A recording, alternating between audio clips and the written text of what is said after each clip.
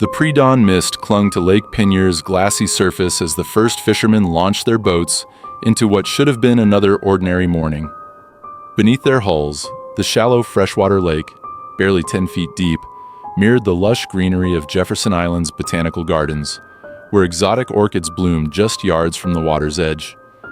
None could imagine that within hours, this postcard-perfect scene would vanish into the largest man-made whirlpool in history, leaving behind a smoking crater where an entire ecosystem once thrived. 400 feet below the lake bed, the night shift at Diamond Crystal Salt Mine moved through tunnels carved from solid halite, their headlamps glinting off walls of pink-veined rock salt. For 60 years, miners had methodically extracted these glittering deposits, leaving behind massive pillars to support the cavernous chambers. Though occasional water leaks had dripped from the ceiling since the 1970s, the morning's routine inspection showed nothing unusual. Just another day in what foreman Randy LaSalle called the underground salt cathedral. Half a mile away, a different kind of industry was waking up. The Wilson brothers' oil rig perched on the lake's southern edge hummed to life as roughnecks prepared to drill another exploratory borehole for Texaco. Their target, the edges of the salt dome, where geologists predicted oil might accumulate. As the 14-inch drill bit chewed through clay and rock at 6:15 a.m., no one questioned the coordinates provided by Texaco's engineers. Why would they? The mine's maps showed the nearest tunnel was supposedly well outside their drilling radius. The first anomaly came without warning. At 1,230 feet down, the drill seized as if it had bitten into steel. Veteran driller Kurt Kausman frowned. Stuck bits weren't uncommon, but this felt different. Before he could radio the engineer, the entire rig shuddered violently. A series of muffled explosions echoed up the drill shaft as the steel pipe wrenched sideways at a grotesque angle. It wasn't just stuck, Kausman would later testify. It was like something down there was pulling it in. On the surface of the lake, a bass fisherman named Jules Guidry felt his anchor line tighten against an invisible current. The water around his boat began to swirl counterclockwise, initially gently, but soon with alarming intensity. By the time he severed the line, the whirlpool had expanded to 30 feet in diameter, pulling in lily pads and uprooting cypress trees with a sound reminiscent of ripping fabric. Guidry's frantic radio message to the Coast Guard marked the first official acknowledgement of the catastrophe. Lake Peigneur is draining like someone pulled the plug. Meanwhile, underground, electrician Junius Gaddison was addressing a flickering light issue in Tunnel 4 when he heard a deafening roar akin to a freight train reverberating through the salt tunnels. He stepped into ankle-deep water where it shouldn't have been. Turning a corner, he was stunned by an unbelievable sight. 55-gallon fuel drums rolling down the corridor, swept along by a waist-high surge of muddy water. The mine's emergency alarm blared to life as Gaddison raced toward the elevator shaft, shouting warnings in both English and Cajun French. Above ground, the Wilson brothers' rig began to tilt precariously as the lake bed beneath it crumbled. Workers barely managed to cut the mooring lines before their 200-ton platform disappeared into the swirling chaos, leaving only a bubbling mark on the lake's surface. The whirlpool now stretched 400 yards wide, engulfing fishing docks, a parking lot, and 8 acres of Jefferson Island's botanical gardens. A parked pickup truck spun briefly at the edge of the vortex before vanishing into the depths. The most chilling aspect was the sound. A relentless roar as billions of gallons of water surged into the collapsing mine. The Del Cambre Canal, which typically drained the lake toward the Gulf of Mexico, reversed its flow with such force that 11 barges were pulled back into the whirlpool. Witnesses would later describe the scene as like watching Niagara Falls in reverse, as the canal's entire current transformed into Reese, a 150-foot waterfall, cascading into the dying lake. By 9:30 a.m., Lake Peigneur had vanished. What was once a vibrant freshwater ecosystem had transformed into a smoking crater half a mile wide, with flashes of igniting methane lighting up its depths. A towering 400-foot geyser of brine and debris shot up from the mine's airshaft, visible from the Gulf Coast 20 miles away. The few shocked survivors, fishermen, oil workers, and remarkably all 55 miners, watched in disbelief as the ground seemed to revolt against human negligence. It would be some time before investigators uncovered the unsettling reality. Texaco's drill had strayed less than 50 feet from its intended target, breaching the mine's ceiling right above Tunnel 3. This breach caused a flood that eroded salt pillars at an astonishing rate of 5 tons per second, leading to the collapse of entire levels of the mine like a house of cards. However, the most perplexing question lingered. How could two major industries, operating in such close proximity, have failed to communicate so disastrously? The answer, along with the drill bit and 8 barges, would remain forever hidden in the remnants of what came to be known as the Louisiana drain hole. The elevator jolted to a stop between the 3rd and 4th levels, its emergency brakes screeching as they engaged. Below miner Hank Boudreau, dark water surged through the shaft like a living entity, engulfing the lower tunnels. Just moments before, a power failure had plunged the salt mine into darkness, leaving only the frantic flicker of helmet lamps. In the labyrinth of crumbling chambers, 54 other men were grappling with the same dire situation. The surface loomed 1,300 feet above, while the floodwaters rose at an alarming rate. Electrician Junius Gaddison's discovery of the flooding had set off the evacuation alarm, but the mine's safety measures were ill-equipped for such a disaster. The lone elevator, barely spacious enough for 8 men, was moving upward at a painfully slow speed, its cables creaking under the pressure. Foreman Randy LaSalle made a crucial decision. Forget the protocol, pack it in tight. 12 miners squeezed into the next elevator, their feet submerged in the rising water, as the doors sealed shut. Above, the surface crew had already begun the painstaking task of lowering the emergency escape capsule, a cramped steel tube barely wider than a man's shoulders. In Tunnel 7, seasoned miner Claude Thibodeau guided a group of 15 through water that reached their waists, illuminated by the dim light of emergency battery packs. The path to the secondary shaft was blocked by a cave-in, forcing them to navigate toward an abandoned service tunnel that hadn't been inspected since 1978. Thibodeau's pickaxe struck something metallic, an old air pipe extending vertically toward level 2. "Like Jacob's ladder," he shouted over the sound of the rushing water. One by one, the men climbed the rusted rungs embedded in the salt walls, their gloves turning white from the crystallized brine. On what was left of level 4, mechanic Leroy Fontenot carried out an act that would become legendary in mining history. He noticed a group of younger miners, frozen in fear, near a tunnel junction that was on the verge of collapse. Without hesitation, he entered the machinery room and manually activated the conveyor belt system, a series of moving platforms meant to transport salt. "This isn't the time to be standing around," Fontenot shouted as he guided the men onto the still dry sections. The conveyor belts transported them 800 feet to safety before the power finally cut out, forcing them to crawl the remaining 200 yards through a terrifying scene of crumbling support beams and falling rocks. Once they reached the surface, there was no solace to be found.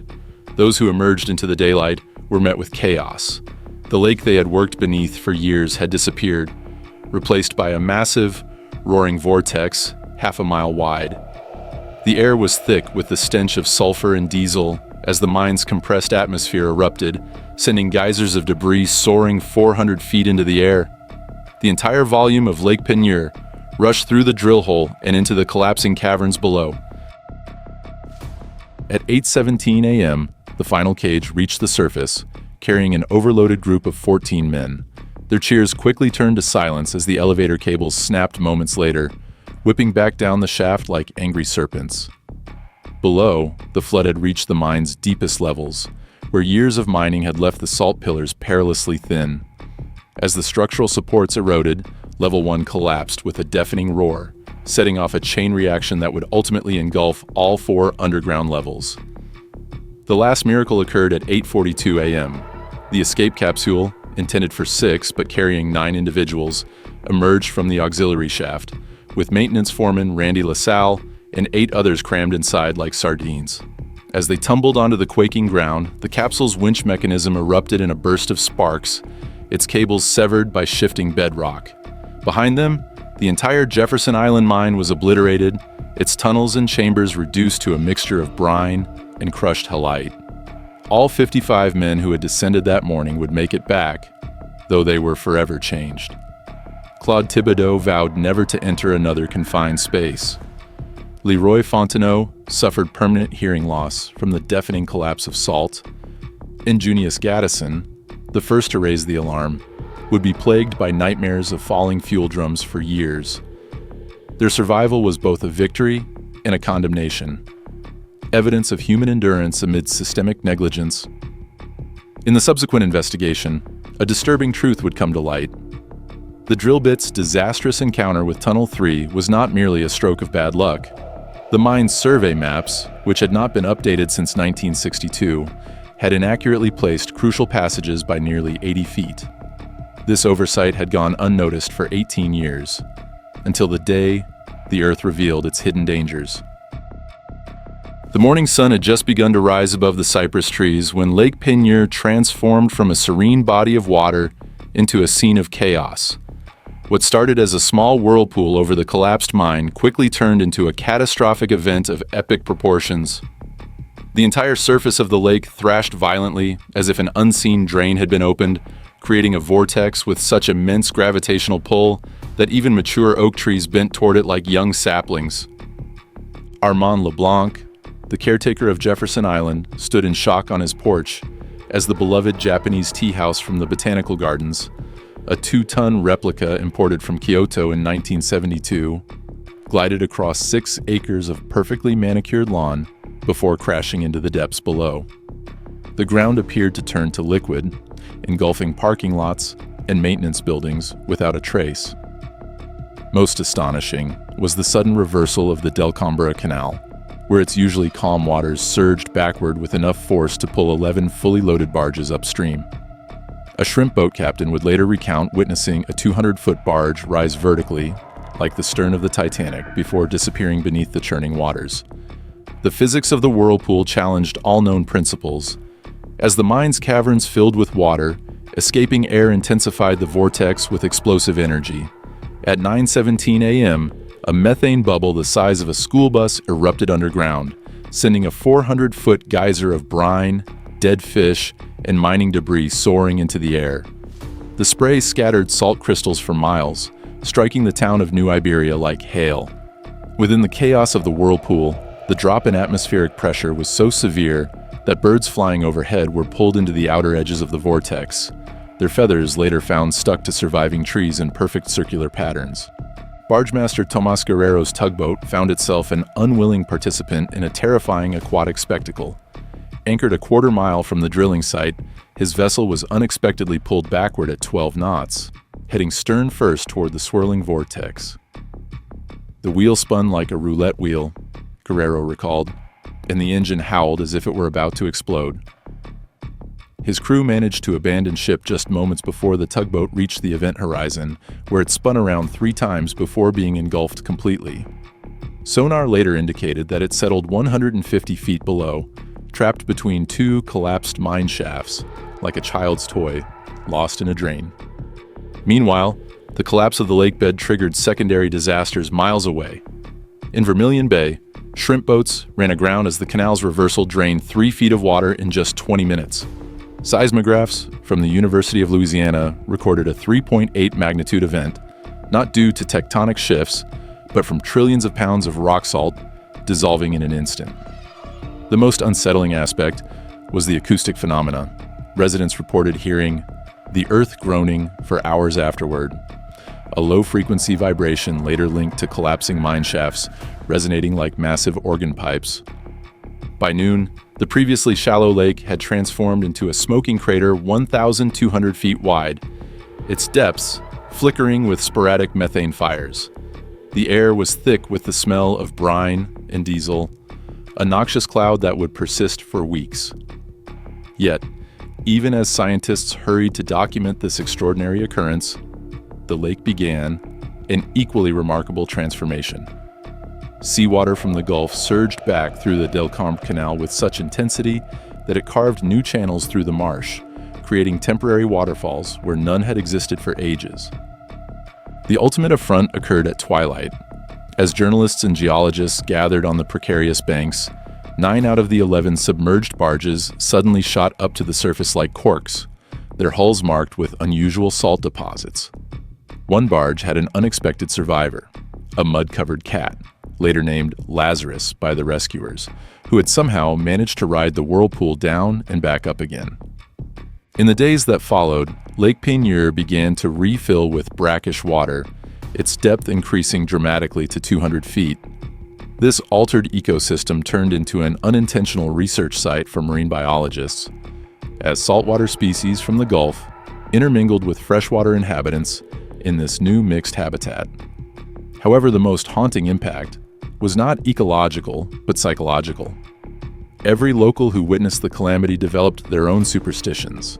Fishermen avoided anchoring in certain areas, fearing the whirlpool might return. Children whispered that the lake's new brackish color was not due to salt water, but rather the earth itself bleeding. Official reports labeled it a freak geological event. The miners, however, understood the truth. They had felt the mine's final tremors and heard the salt pillars singing as they crumbled. Somewhere beneath the glistening surface of the new lake, the remnants of Tunnel 3 still contain the drill bit that initiated it all, a metallic cockroach that survived the catastrophe it caused. In the weeks after the disaster, a fleet of black sedans arrived in New Iberia, bringing with them men dressed in sharp suits and steel-toed shoes. Lawyers from Texaco set up their operations in the conference room of the Best Western, their briefcases filled with non-disclosure agreements. Executives from Diamond Crystal Salt Company also showed up with their legal team, all driven by a shared, unspoken goal: to keep the true reason behind the $5 million drill bit piercing a $32 million mine a secret. The first victim in this corporate battle was the truth. When investigators from the Mine Safety and Health Administration asked for the original drilling plans, Texaco provided documents indicating that the borehole was supposed to be safely away from the mine. However, roughneck Kurt Kausman testified under oath that the coordinates had been changed at the last minute. "We drilled where they instructed us to," he said, his rough hands shaking as he held a marked map. That map mysteriously disappeared from the evidence just 3 days later. At the same time, surveyors from Diamond Crystal uncovered a troubling fact. Their own 1962 mine maps, which had been given to Texaco, showed a 78-foot discrepancy in the location of Tunnel 3. Instead of accepting responsibility, the company discreetly updated their records, creating revised maps that placed the tunnel exactly where the drill had hit. Veteran miner Claude Thibodeau nearly lost his temper when confronted with these new documents. "I spent a decade maintaining air pumps in that tunnel," he shouted during a deposition. "Are you saying I was imagining its location?" The legal drama peaked when Texaco's leading expert witness, Dr. Emmett Walsh, a geologist from MIT, claimed that unprecedented salt dome fluid dynamics likely caused the drill bit to bend sideways.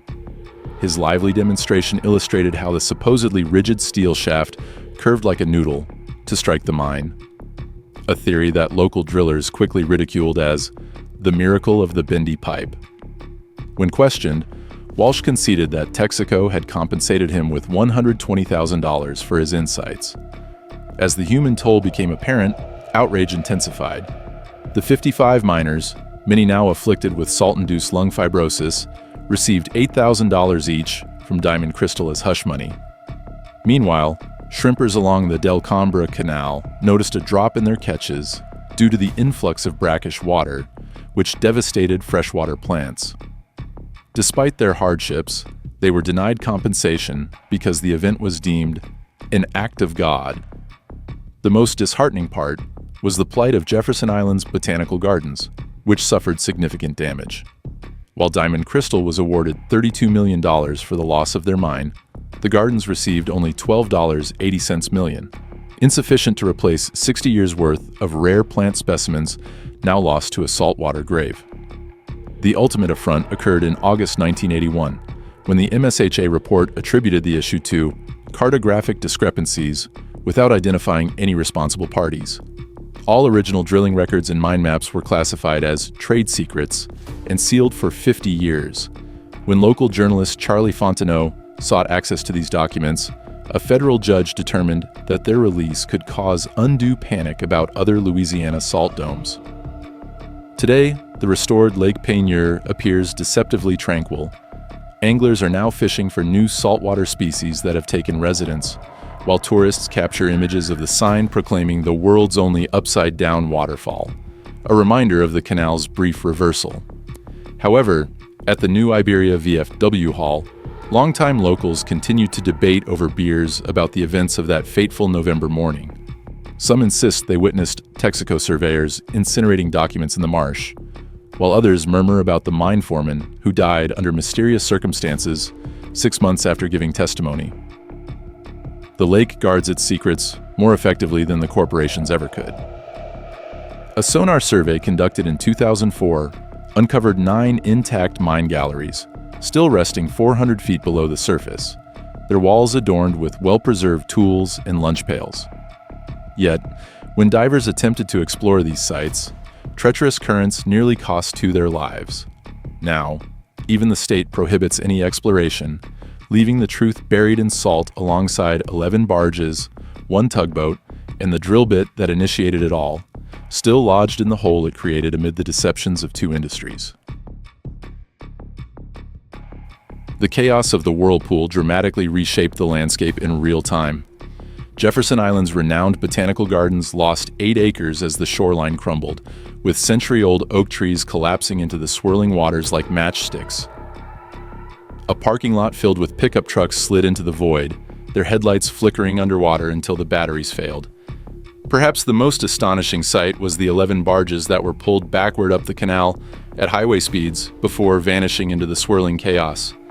Witnesses liken the scene to Niagara Falls in reverse, with a 150-foot waterfall cascading into the ground where the lake had once been.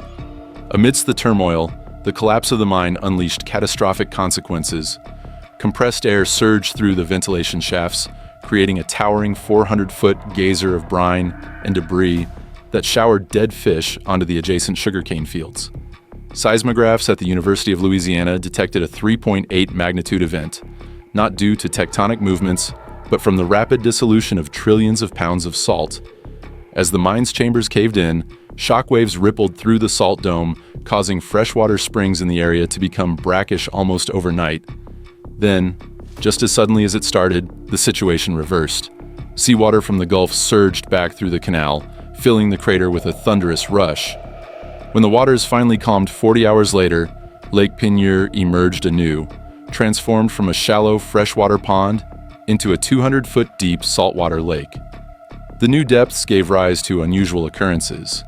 Methane bubbles floated to the surface like champagne fizz, and areas of water became so saturated with salt that fishing lures would rest atop the surface, and eventually 9 of the submerged barges resurfaced like corks, their hulls adorned with sparkling salt crystals resembling diamond armor. Today, the lake bears few visible scars of its traumatic rebirth, but locals know the truth beneath its placid surface. Sonar images reveal the skeletal remains of the mine's infrastructure still intact on the lakebed, tunnels now home to blind shrimp and translucent cavefish. The drill bit that started it all remains wedged in the salt formation, a rusted monument to human error. Most haunting are the occasional methane flares that still bubble up, igniting brief, ghostly flames on the water's surface. Reminders that Lake Peigneur's disappearance was no magic trick, but a warning written in water and salt. In the years that followed the disaster, scientists stumbled upon a remarkable finding. Lake Peigneur had turned into an unintentional evolutionary lab. The sudden influx of salt water from the Gulf resulted in a unique hybrid ecosystem, distinct from any other freshwater body in North America. By 1985, marine biologists had identified 27 new species thriving in the lake, including translucent cavefish that had navigated through the flooded mine tunnels and mutated shrimp with uneven claws adapted to the brackish environment. The most unexpected inhabitant was a colony of Caribbean tube worms, usually found near hydrothermal vents, that had somehow made their way through the canal during the backflow, their vibrant red plumes now swaying beneath Louisiana's waters like otherworldly plants. Fishermen who once lamented the disaster soon discovered their nets filled with unusual catches. Red drum and spotted sea trout thrived in the new depths, their numbers skyrocketing without natural predators. The submerged mine shafts became underwater homes for blue crabs, with their intricate tunnels providing ideal shelter during molting season. Even the barges that had been swallowed by the whirlpool evolved into artificial reefs, their metal hulls covered in oysters as large as dinner plates. Local charter captain Jacques Boudreau noted a strange occurrence. You can drop a line straight down 200 feet and feel taps, not from fish bites, but something nibbling the salt crystals off your sinker. The botanical gardens have made a remarkable resurgence.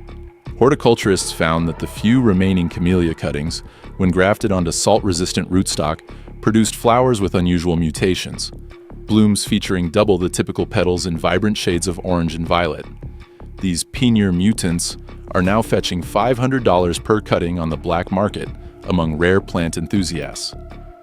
The lake's newly formed microclimate has even given rise to a peculiar fungus, a glowing mold that thrives on submerged cypress roots, casting a faint green light along the shoreline during moonless nights. However, the lake is protective of its mysteries. When NOAA tried to map the remnants of the mine in 2012, their submersible cameras captured distorted human-like figures moving through intact tunnel corridors. Later recognized as a previously unidentified species of giant isopod, now 3 times its normal size due to the darkness. This same expedition detected intermittent 40 Hz vibrations coming from the original drill site, matching the frequency of collapsing salt pillars, yet occurring years after the mine's destruction. Today, the legacy of the disaster is filled with contradictions. The whirlpool that ravaged the landscape has also created a fishery that outperforms even the Gulf. The toxic brine that wiped out freshwater plants now supports coral-like salt formations along the shore, with their crystalline structures growing an inch each year. Even the methane flares that once frightened locals have turned into a tourist attraction. Guided night tours highlight the eerie blue flames flickering across the water, while vendors offer disaster po' boys made with the lake's mutant shrimp. The ultimate irony lies in Jefferson Island's restored gardens, a bronze plaque honoring the disaster, affixed to a slab of salt-veined rock salvaged from the mine. Its inscription reads, "Nature always wins," though the rock itself weeps brine in humid conditions, leaving salt trails resembling tears down its polished surface. If you've made it this far, it means you're enjoying the story. If you're interested in more, don't forget to like, subscribe, and hit the bell so you never miss a great story. This is Liam. Thanks for watching, and see you next time.